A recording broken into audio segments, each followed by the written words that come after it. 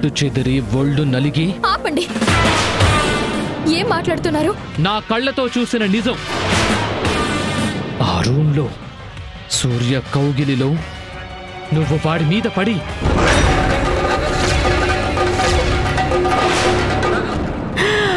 అవ్వా అవ్వా, ఇదేం ఘోరం, ఇదేం దారుణం. మావయ్య, నువ్వు చెప్పేది నిజమా? అబద్ధం. నేను ఆ రిసార్ట్కి వెళ్ళింది కావేరి కోసమే. తన పరువు మర్యాదలు కాపాడడం కోసమే. దారుణం అత్త. ప్రతిసారి నువ్వు ఆయనతో దొరకడం, మధ్యలో నా పేరు నా మంచి కోసం అని చెప్పడం నీకు బాగా అలవాటైపోయింది. వదిన గారు, మీరే కదా డబ్బు గురించి వీడియో గురించి మాట్లాడారు, అది చెప్పండి. ఇది మరీ బాగుందమ్మాయి. నువ్వేదో నాటకం ఆడుతూ మమ్మల్ని కూడా నటించమని అబద్ధం చెప్పండి అంటే ఎలా? ఏమండి, వీళ్ళు కావాలని నా మీద. నోర్మోయ్, రెడ్ హ్యాండెడ్ గా దొరికిపోయి కూడా ఇంకా ఎందుకు నటిస్తున్నావు? అయ్యో, మీరు అనుకుంటున్నది చూసింది నిజం కాదండి. ఏది నిజం కాదు? నువ్వు రిసార్ట్కి వెళ్ళడం నిజం కాదా? ఇద్దరు ఒకే గదిలో కౌగిలిలో బెడ్ మీద. మరి ఇంత నీచంగా మాట్లాడకండి. నీచమైన పనులు చేసింది నువ్వు. సిగ్గు ఎగ్గు లేకుండా బరి తెగించింది నువ్వు. నీ మాజీ మొగుడితో కులాసాగా ఇప్పటి వరకు గడిపొచ్చింది నువ్వు. ఏమండి, చెయ్యాల్సిందంతా నువ్వు చేసి ఏవండి ఏవండి ఏంటమ్మా? నిన్నెంత నమ్మాడో తెలుసా? ప్రాణంగా ప్రేమిస్తే ఇంత మోసం చేస్తావా? ప్రాణ స్నేహితుడి కంటే బుద్ధి లేదు. తాళి కట్టించుకునే దానివి నీకన్నా నీతి ఉండక్కర్లేదా? వదిన గారు, అన్నీ తెలిసి కూడా నోటికొచ్చినట్టు మాట్లాడకండి. ఏంటో తెలిసేది?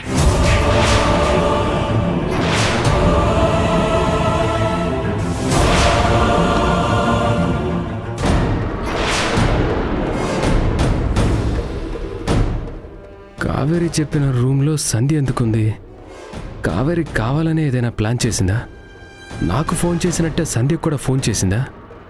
అదే కనుక నిజమైతే సంధ్య నాకు చెప్తుంది కదా. ఎందుకు సైలెంట్గా ఉంది?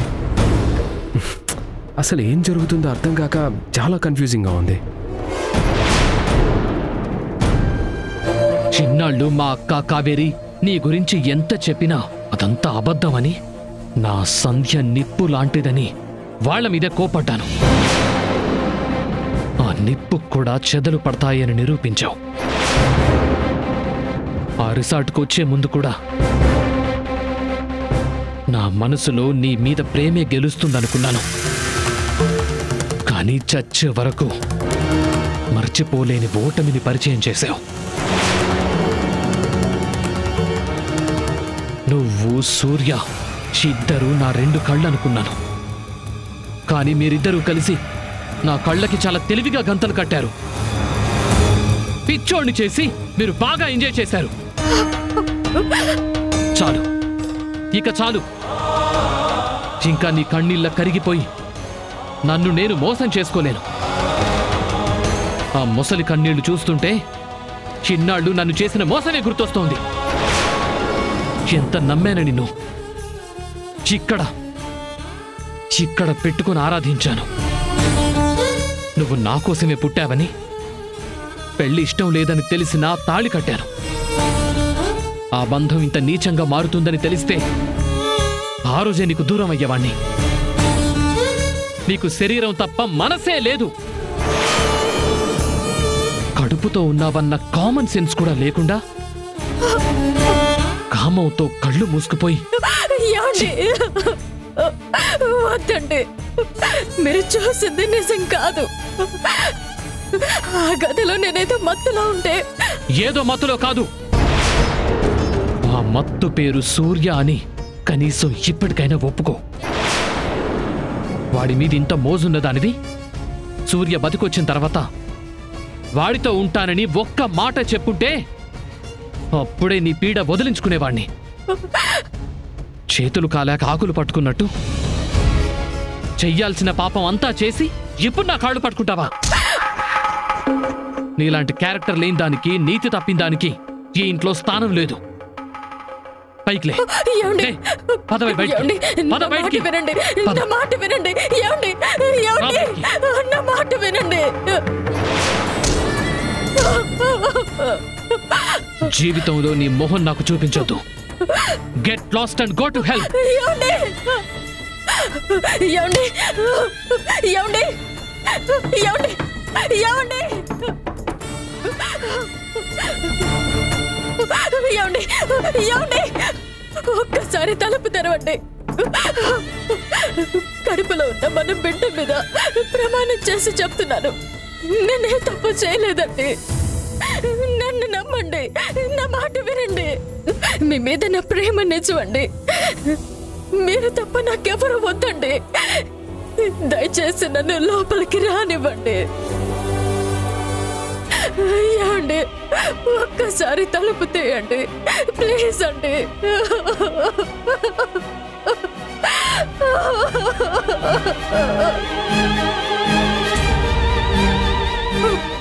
ఏమండి? ఏమండి?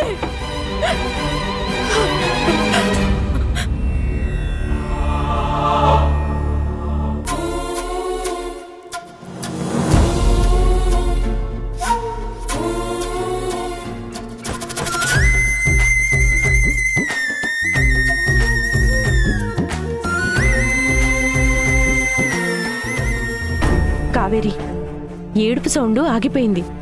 ఉందో వెళ్ళిపోయిందో చూడు. కావేరి, తలుపు తీయొద్దు. అది కాదు తమ్ముడు, ఎంతైనా కడుపుతో ఉన్న ఆడపిల్ల, పాపం చూడని. కావేరి, నువ్వు వెళ్ళి చూడు.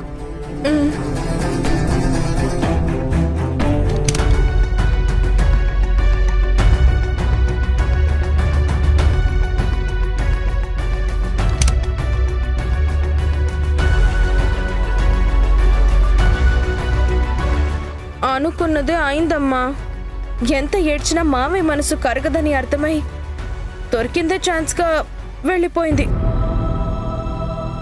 మన ఇంటి తలుపు మూస్తేనే కదా ఆ ఇంటి గుమ్మం దగ్గర హారతి పట్టే నా మొగుడు రెడీగా ఉంటాడన్న ధైర్యం.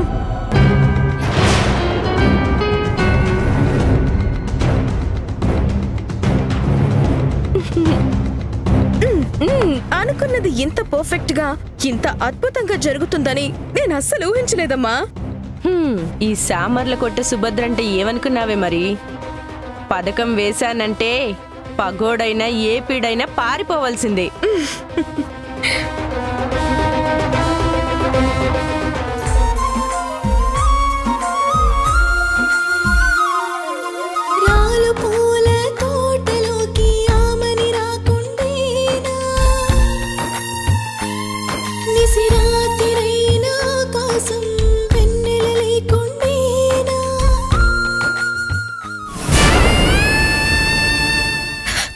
జీవితాంతం తోడుగా ఉండాల్సిన నమ్మకం అనుమానంగా మారిపోయింది.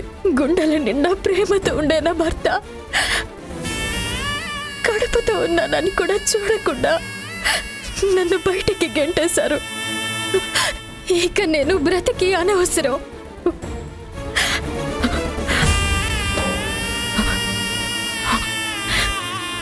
చావుతోనే ఈ కన్నీరు ఆగుతుంది.